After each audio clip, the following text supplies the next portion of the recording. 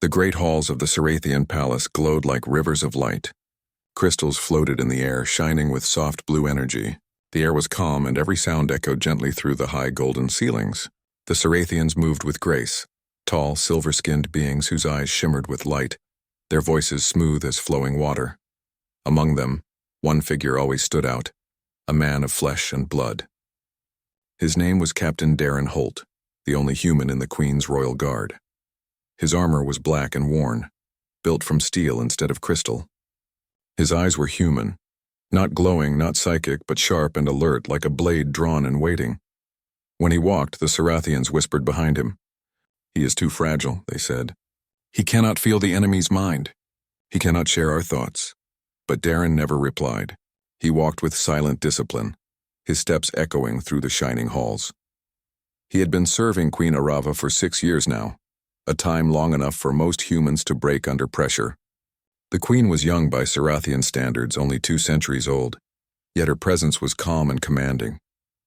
Her voice could silence a crowd, but when she spoke to Darren, it softened, as if the steel in her words melted for a moment. That morning, Darren stood guard beside her throne as the Queen addressed the council. "Reports from the outer colonies," said one advisor, his long robe dragging across the floor. "3 worlds have gone silent," the Queen frowned.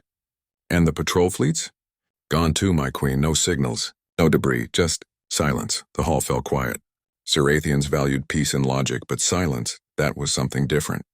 Silence meant death or something worse. Darren's eyes narrowed slightly. His instincts stirred. He had seen this kind of pattern before, and during the fall of Earth when entire cities went dark one by one. He stepped forward slightly but said nothing. A guard's place was not to speak unless commanded, but the Queen noticed. Her glowing eyes turned toward him. "Captain Holt," she said softly, "you have something to say." The council turned in shock. No one interrupted a meeting like this. No human spoke before the Queen unless invited, and she had just invited him. Darren bowed his head. "Your Majesty," he said quietly, "on Earth before the fall, silence was never random. It always spread in patterns. First, small colonies stopped sending signals, then the main cities, then the world itself." The council members exchanged uneasy looks. One of them said sharply, "Are you suggesting the same fate awaits us, human?" Darren met his gaze calmly. "I'm suggesting that the silence has meaning. Someone, or something, is making it happen." The Queen leaned back in her throne, studying him. "You believe it is deliberate?" "Yes, Your Majesty." A long silence followed. The council began whispering in low voices again, debating his words. But the Queen raised her hand and the noise stopped instantly. "Captain Holt," she said, "prepare a report of all human tactics related to planetary disappearance. Bring it to me tonight." "Yes, my Queen." Darren saluted with a closed fist across his chest, a human gesture that the Cirathians still didn't fully understand, and left the hall. Outside, the corridors of the palace curved upward toward the glowing spires. Through the glass walls he could see the city below. Floating platforms, shining vehicles, endless light. It was beautiful, almost unreal. Yet in that beauty, Darren always felt like a shadow. He remembered Earth, the dust, the rain, the fire that fell from the sky. Humanity had once reached for the stars, but greed and disease had taken everything. The Cirathians had found the survivors drifting in cryo-sleep, frozen relics of a dying world. They had saved him. And he never forgot that. But he also never forgot who he was. Later that evening, he entered the royal training chamber. The room was wide and circular, with silver walls that shifted shape according to the fighter's mind. Cirathian guards trained there using telepathic weapons, pure energy shaped by willpower. Darren could not use those weapons. His human brain wasn't built for it. Instead, he used a blade, old, heavy, sharp. It hummed softly as he practiced, cutting through the air with precision. A group of young Cirathian soldiers entered and watched. One of them smirked. "Still using metal, human? You could at least try to evolve." Darren didn't reply. He kept training, sweat running down his face. Another soldier stepped forward. "Do you even know why the Queen keeps you here?" "It's not respect. It's charity." Darren stopped mid-swing, the blade hovering in the air. For a moment, the air grew still. Then without a word, he sheathed the sword and walked past them. "Walk away then." The young Cirathian laughed. "You're good at that." But before Darren could respond, a clear voice echoed through the hall. Enough! It was Queen Arava herself. The soldiers froze instantly. She walked into the room, her long silver robes flowing like liquid light.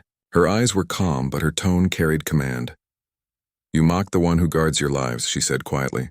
Tell me, how many of you have faced death without your mind to guide you? How many have fought without the comfort of telepathy? None answered. She turned toward Darren. Continue your training, Captain. Yes, my queen. As she left, Darren caught her looking back once. There was something unspoken in her gaze, not pity, not superiority, but respect. Perhaps even concern. That night, the queen summoned Darren to her private chamber. It was a small, quiet room overlooking the city's night sky. Stars shone like diamonds through the glass floor. You served in the Human Defense Forces before your cryosleep, didn't you? She asked. Yes, Your Majesty. You fought in the fall of Earth? Yes, she paused. Tell me, Captain, what did it feel like? To see your world die? Darren was silent for a long time. Then he said softly, It felt like watching light fade from someone's eyes. You keep thinking it'll come back. It never does. The Queen lowered her gaze. And yet you still serve. I made a promise, Darren said. To protect those who can't protect themselves. That didn't end with Earth. For a moment there was only silence between them. The Queen studied him closely as if trying to read something invisible. You are different, she said finally. Your mind, your will, it doesn't bend like ours. It endures, even without telepathy. Darren didn't know how to answer. He just stood there, hands behind his back, eyes focused straight ahead. Finally, she said quietly, Do you ever regret being here? He shook his head. No, my queen, Earth is gone. But my duty remains, she smiled faintly, a small, rare smile. Then your place is here, beside me. Darren bowed. Always my queen. The next day, Darren's instincts proved right. An emergency call echoed through the palace. Outer Colony Hellas 9 has gone silent. The council panicked, demanding immediate evacuation plans, but the queen raised her hand. We do not run from shadows, she said. We find the source. She turned to Darren. Captain Holt, prepare the Royal Guard. I want a scout team ready by morning. You will lead them. The entire hall went still. The council members looked horrified. A human? Lead our scout ships? One shouted. Unthinkable. But the Queen's tone left no room for argument. It is decided. And then she looked at Darren, truly looked. I trust you, Captain. Bring me the truth. He saluted, his voice firm. I will, Your Majesty. As he left the throne room, the council's protests grew louder behind him. But none of it mattered. The Queen had chosen him, not out of charity, but because she believed in him. And for Darren Holt, the last soldier of a fallen Earth, that belief meant everything. He would carry every burden, take every strike, and face whatever darkness waited beyond the stars, because for the first time since the fall of his world, someone saw worth in a human again. The Sarathian scout ship Radiant Spear floated in orbit above the shining world of Sarath Prime. Its hull was made of living crystal, glowing softly like moonlight. Inside, Captain Darren Holt checked his armor one last time.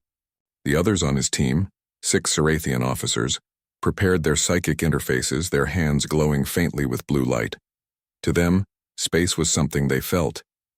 To Darren, it was something he fought. He stood out among them.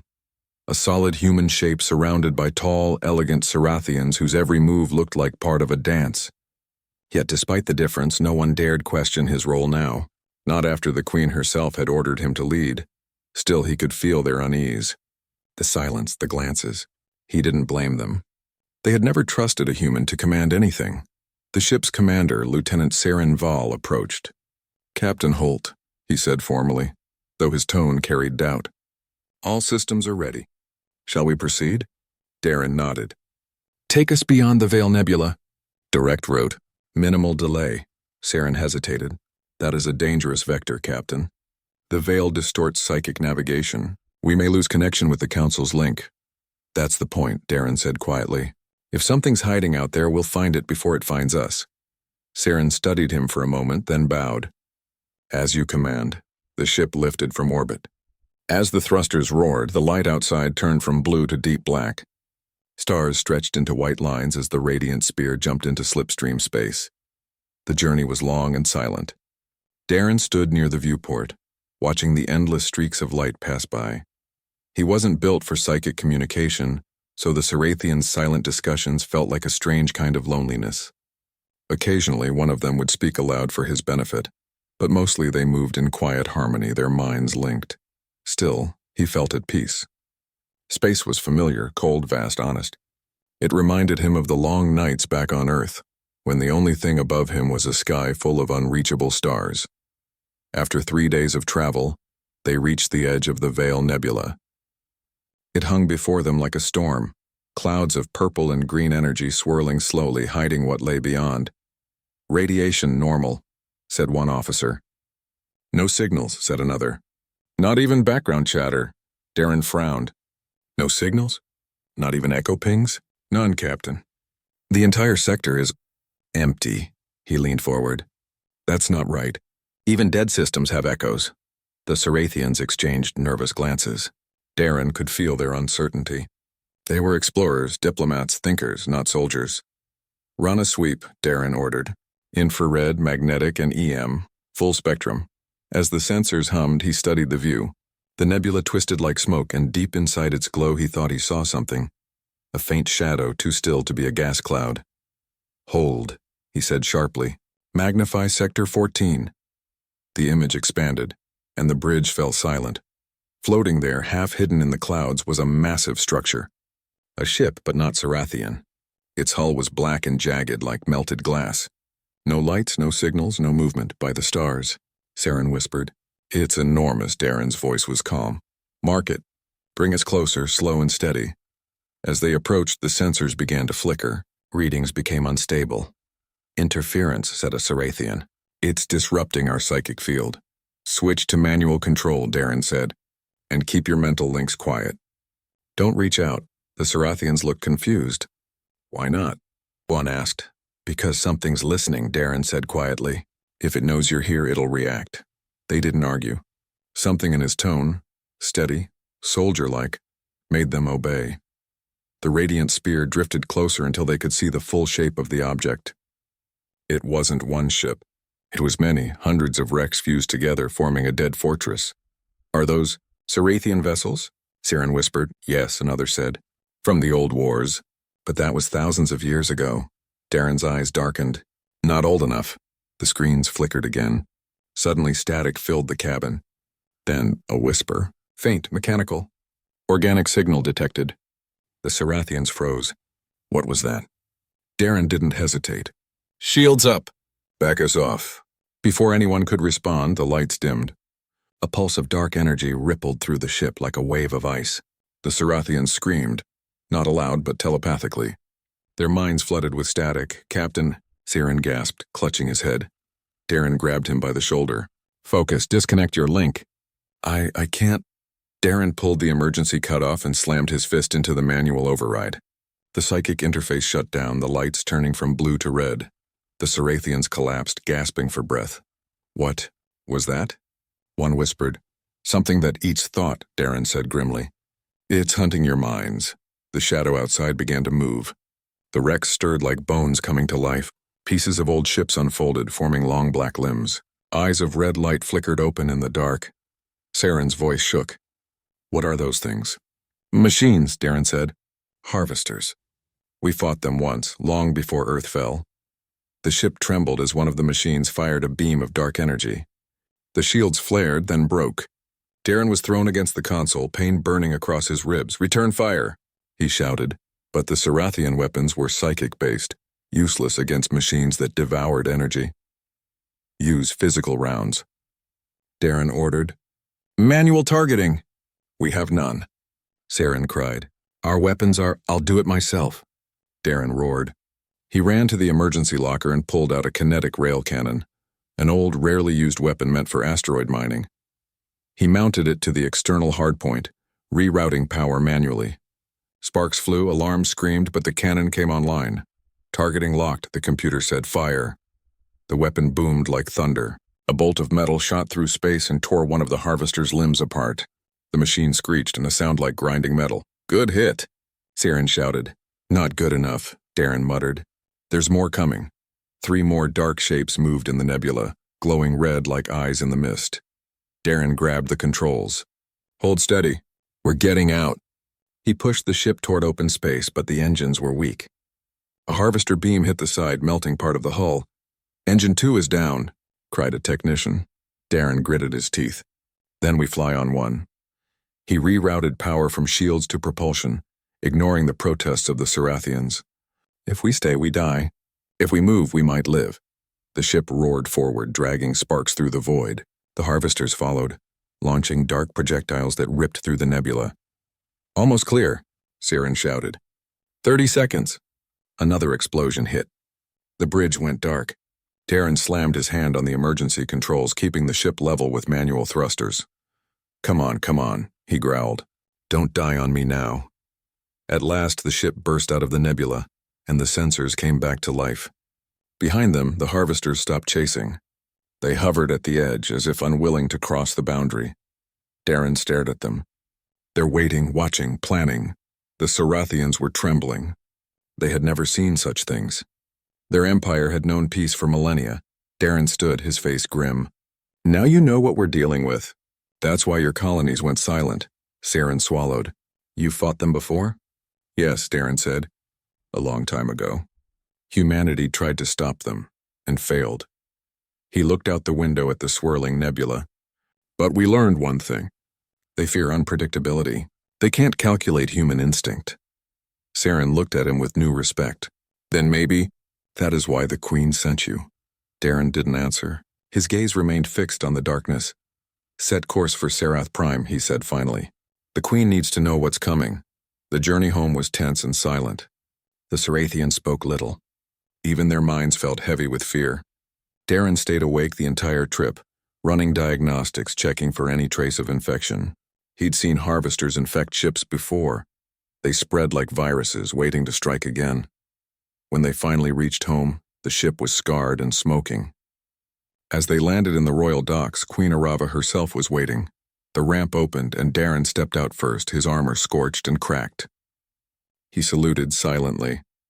The Queen walked forward, her glowing eyes wide with worry. "Captain," she whispered. "What happened?" He handed her a small data core, its metal surface blackened by heat. "Evidence," he said, and a warning. Her expression hardened as she took it. "Speak. They're back," Darren said. "The harvesters. The same machines that nearly destroyed your ancestors and mine." Gasps filled the hall. The council members turned pale. The Queen, however, did not move. Her gaze remained locked on his. "And you faced them," she said quietly. "You fought and survived." Darren nodded. Barely, she stepped closer. "You saved my officers. You brought them home." "They saved themselves," Darren said, shaking his head. "I just reminded them how to fight." The Queen studied him for a long time. Then softly she said, "You are hurt." "It's nothing," he replied. "Part of the job." But her eyes told him she didn't believe that. As healers moved forward, she raised a hand to stop them. "Leave him. I will see to him myself." The council stared in shock. The Queen never touched her guards, but she stepped closer, placing a gentle hand on his shoulder. "You said something once, Captain," she whispered. "That duty doesn't end when the world does." He looked at her, tired, scarred, yet still standing. "I did," her voice softened. "Then your duty now is to live. I need you alive for what comes next." Darren bowed his head. "As you command, my—" The news spread across the Sarathian Empire like a storm. The harvesters, the ancient machines that had once nearly ended all life, were back. Across the stars, fear grew. Civilian ships stopped traveling between systems. Colonies locked down. Every Sarathian world looked to their queen for strength, and Queen Arava did not waver. She ordered the borders sealed, the fleets awakened, and every planet placed under defense command. The Empire had known peace for 1,000 years, but now, war had come knocking again, and in the center of it all stood one human, Captain Darren Holt, the Queen's personal guard and the only one who had faced the harvesters and lived to tell. Darren stood in the palace war chamber. Holographic maps of the galaxy glowed above the table, showing red zones spreading like infection through the outer colonies.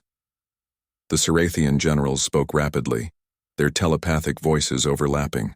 The room was filled with tension and pride. The fleets will take position along the core worlds, one said. We must fortify the capital, another added. No ship shall cross the veil again, but Darren shook his head. If you wait for them to come to you, you've already lost. The generals looked at him with disdain. And what does a human know of galactic war? One sneered. Enough to recognize fear, Darren said quietly. You're hiding behind numbers. The harvesters don't fear your fleets. They study them. Adapt. The longer you wait, the stronger they become. The room went silent. His words carried a weight none could deny. Queen Arava leaned forward. Then what do you suggest, Captain? Darren pointed to the map. We need to strike first. Hit them before they finish rebuilding. Find their command node, the central core that controls the swarm, and destroy it. One general laughed. Impossible. No one knows where that is. Then I'll find it, Darren said firmly. The room erupted in disbelief. You'll lead a suicide mission? A single human cannot. But the Queen raised her hand and silence returned. Her golden eyes locked onto Darren's. You are certain? Yes, my Queen. For a long moment she studied him, this scarred, weary soldier from a dead world. Then she nodded. Then you will not go alone, she said. You will take my fleet. I will command it beside you. The council gasped. Your Majesty, you cannot risk your life. Arava's voice was calm but cold. If the throne hides while the galaxy burns, then the throne means nothing. And so it was decided. The following days were a blur of preparation. Ships were armed, soldiers trained, and new weapons built. The Sarathians had always relied on psychic energy. Light and thought turned into strength. But now, they began studying human weaponry too.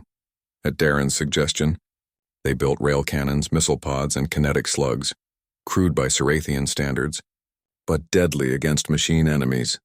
Darren trained alongside them, showing them how humans fought, not through perfect coordination but through chaos, instinct, and stubbornness. The Sarathians began to see something new in him. They saw fire.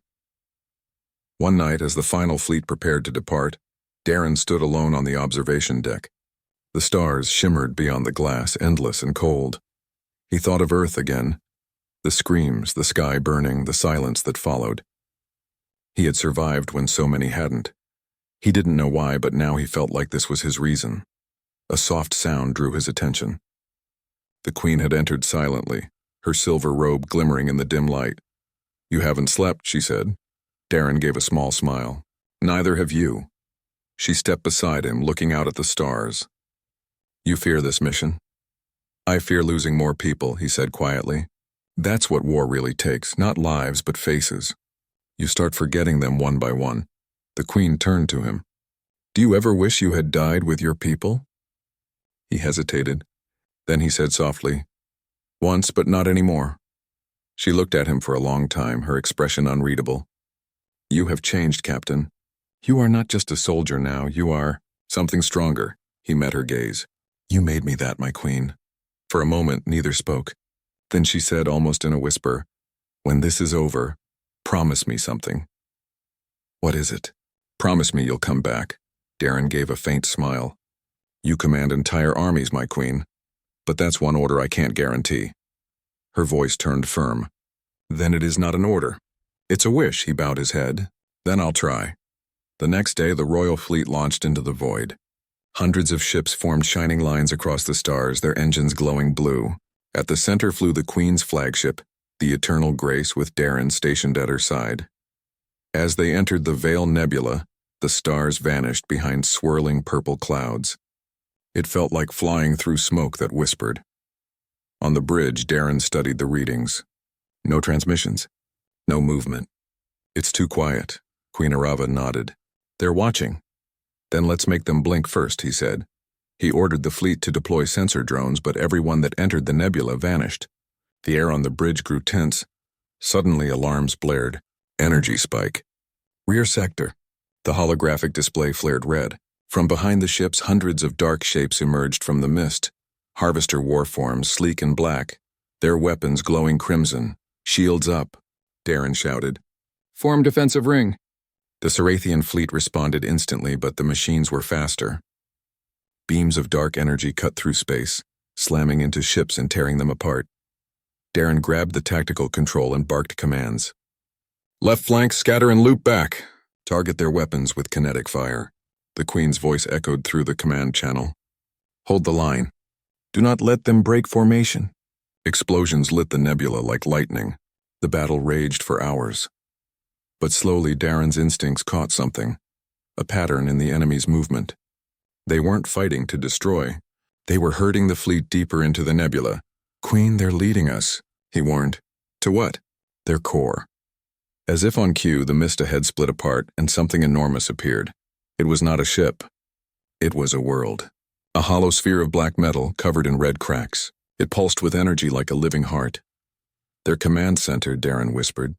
The Queen's eyes widened. So this is where it ends. No, Darren said. This is where it begins. The Queen ordered a full assault. The fleet surged forward, firing rail cannons and energy lances. Explosions rippled across the black surface, but the sphere barely flinched. Then the harvesters retaliated. From the sphere's surface, thousands of smaller drones launched, swarming like insects. They cut through Sarathian ships with terrifying precision. Darren's console flashed red. They're targeting the command vessel. The Eternal Grace shuddered as a blast tore through its shields. Sparks flew, systems failing one by one. Damage to main power grid, shouted a technician. Darren didn't hesitate. Reroute auxiliary power to weapons. But the shield, do it. The Queen looked at him. You're risking the ship. He met her gaze calmly. Then we die fighting, not hiding. He grabbed the manual targeting controls and fired the main rail cannon himself. The massive shell tore through the void and struck the harvester core. A crack formed across its surface. It's working, shouted a crew member. Then we hit it again, Darren yelled. Before they could fire, another energy wave slammed into the ship. The Queen was thrown against the railing. Darren rushed to her side, shielding her with his body as sparks and debris rained down. Your Majesty, are you hurt? I'm fine, she said, but her voice trembled. He helped her stand. Stay behind me. The harvester sphere began to glow, gathering power. The readings spiked off the charts. They're charging something big, Darren warned. If that fires, it'll wipe out half the fleet. The Queen's expression hardened. Then we strike first. How? She looked at him. Your human weapons, Dane, they use kinetic energy, not psychic. Can they breach the core? Maybe, if we can get close enough. Then take the assault shuttle, she ordered. Destroy it from the inside. Darren froze. That's a one-way mission. Her eyes softened. You told me once, duty doesn't end when the world does. Prove it again. He looked at her, the Queen he had sworn to protect, and nodded slowly. As you command. He turned to leave, but she caught his hand. Come back, she whispered. I'll try, he said with a faint smile. But no promises. Minutes later, Darren piloted a small assault craft through the chaos. Enemy fire streaked around him. He weaved between explosions, pushing the ship to its limits. The harvester sphere loomed ahead, its red light burning like a sun. Manual control engaged, he said to himself. Time to end this. He aimed for a crack in the sphere's surface, the one his cannon shot had made earlier. The shuttle hit the breach and dove inside. Dark tunnels opened before him, filled with glowing cables and humming energy. It was like flying through the veins of a living creature. Target locked, he muttered. He armed the ship's self-destruct and set the timer for 30 seconds. As he turned to leave, a harvester drone appeared, a sleek spider-like machine, blocking his path. Organic life detected, it hissed. You cannot resist the collective. Darren smiled grimly. Watch me. He pulled his sidearm and fired 3 rounds into its core. The machine exploded, but another wave of drones swarmed forward. Darren fought through them, firing until his weapon ran dry, then using his knife. He was bleeding, battered, exhausted, but he didn't stop. When he reached the main chamber, he saw the glowing central core, a pulsing orb of red energy, huge and terrible. He placed the detonator beside it. For Earth, he whispered. For the Queen. The timer beeped. 10 seconds, Darren ran. The galaxy was quiet after the explosion. The harvester swarm had fallen. Their threat temporarily ended. Yet the Sarathian Empire did not celebrate. The war had revealed vulnerability. The Council demanded action. We must replace the human guard, one official said, pacing the golden floor of the royal palace. Captain Holt is not Sarathian. He is a fragile. We cannot rely on him to protect the Queen. Another council member added, Our fleets are strong. Psychic warriors are supreme. He is a risk. Let him return to wherever humans dwell. But the queen did not flinch. She sat on her throne, her silver robes glowing faintly under the palace lights. Her eyes, golden and unyielding, met each voice in turn. No, she said simply. The council froze. Your Majesty, you cannot keep a human at your side. It is dangerous. She raised her hand and the room fell silent. Every life I value is a risk. Captain Holt has proven himself. He is not a liability. He is my protector, and I refuse to let him go. The words were calm, but they carried the weight of authority that no one could challenge. The council stared at her, their whispers fading into silence. Darren stood nearby, observing quietly. His body ached from the battle in the Harvester Corps. His armor was scorched, his arms still trembling from exertion. Yet as he looked at the queen, he felt something he had not expected. Gratitude. Not pity, not charity, respect and trust. The next days were tense. The council plotted behind closed doors. They whispered that the queen was too attached to a human, that he could not survive another war, that his presence would endanger the entire empire. But the queen ignored them. She trained with Darren, studied the fleet, and made plans with him as her equal. Together, they developed strategies that combined human intuition with Sarathian precision. Darren noticed how she worked differently when he was beside her. Decisions were faster. Movements were sharper. There was a quiet confidence, a rhythm they shared without words. One evening, as they reviewed fleet positions in the war chamber, Darren spoke. Queen, you risk too much by being here. She looked up from the holographic map. If I do not stand with my people, then who does? But the council? They are fearful, she said. But I am not. I will not hide, and neither will you. Darren studied her face. It was calm, beautiful, unshaken by fear.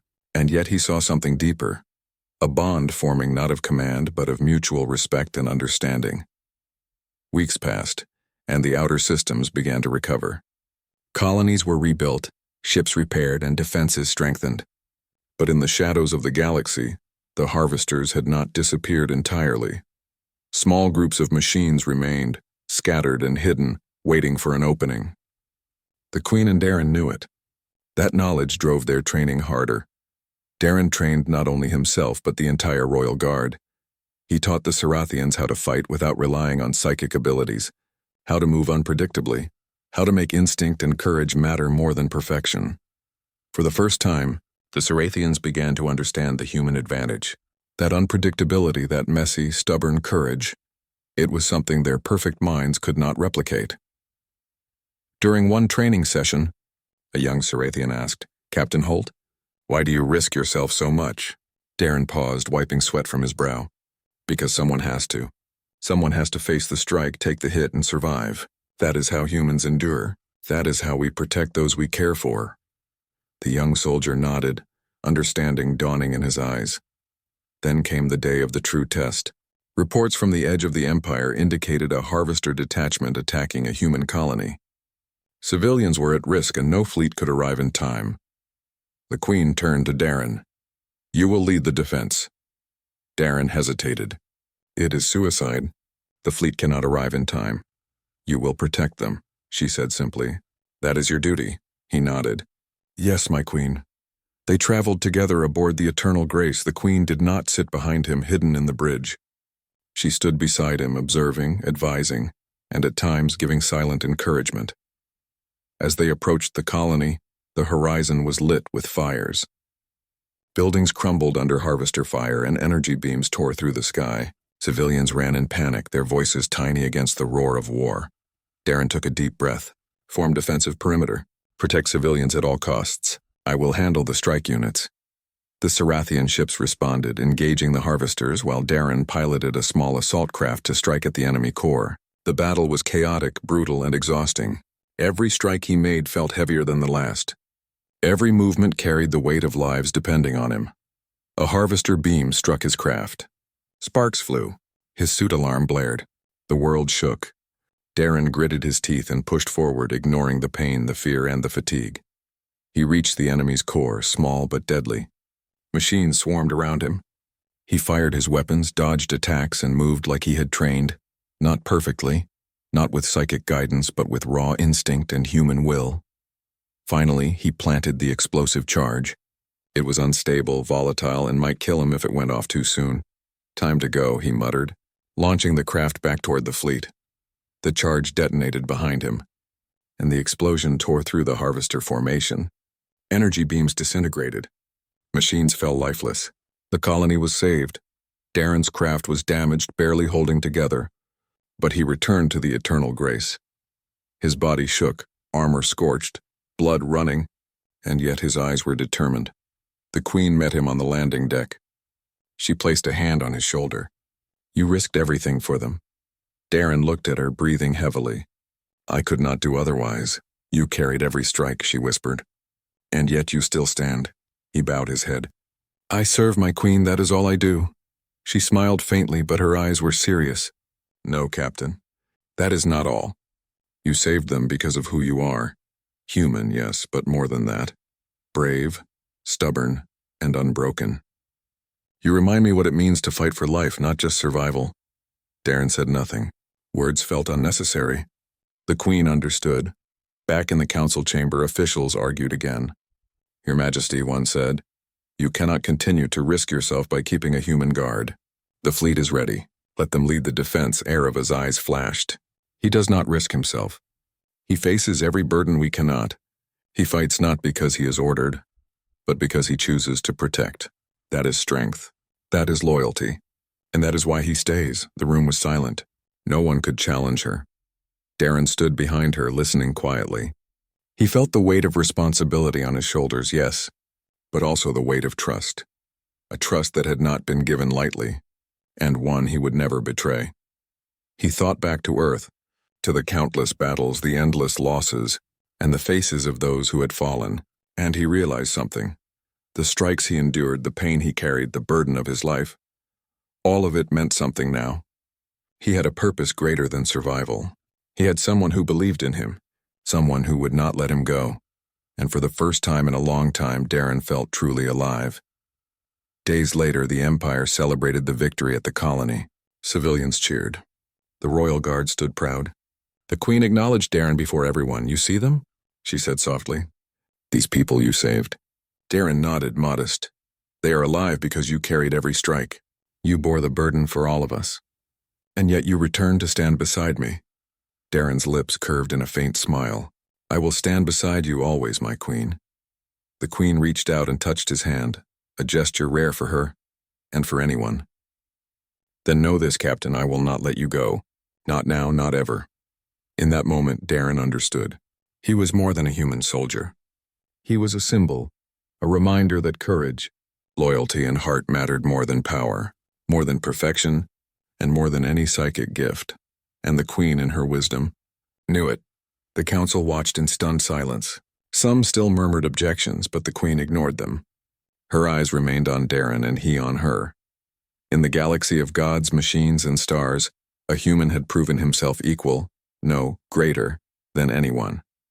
And the Queen would not let go of him, not now, not ever. The galaxy felt still after the victory. The harvesters were shattered, their swarm broken. For the first time in decades, the stars seemed calm, a fragile piece that could be shattered with a single spark. But inside the Sarathian palace, the weight of duty remained. The Queen and her human guard, Captain Darren Holt, walked through the golden halls. The council had quieted for now, unable to challenge the bond they had witnessed, the trust, respect, and courage that tied human and Sarathian together. Darren's body still ached from the last battle. His armor bore scorch marks and deep dents. His hands were calloused, fingers trembling slightly from strain, and yet he walked tall, every step deliberate. Every strike he had endured, every burden he had carried, had brought him here.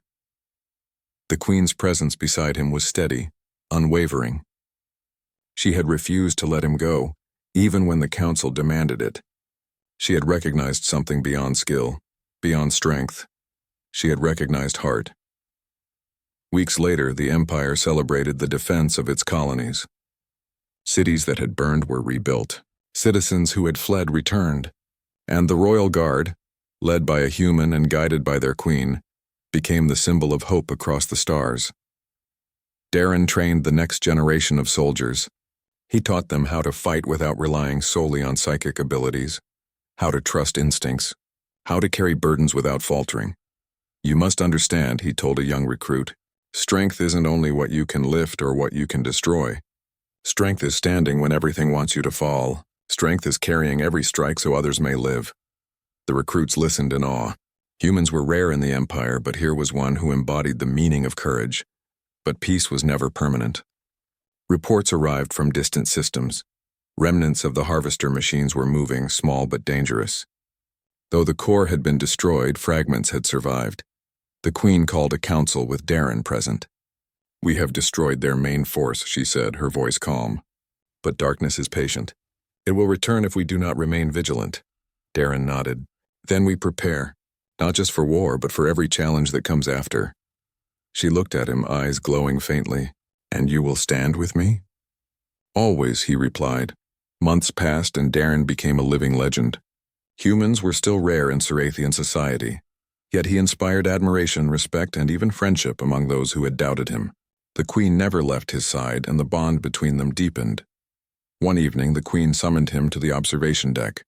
The city below shimmered in silver light, but Darren's gaze was fixed on the stars.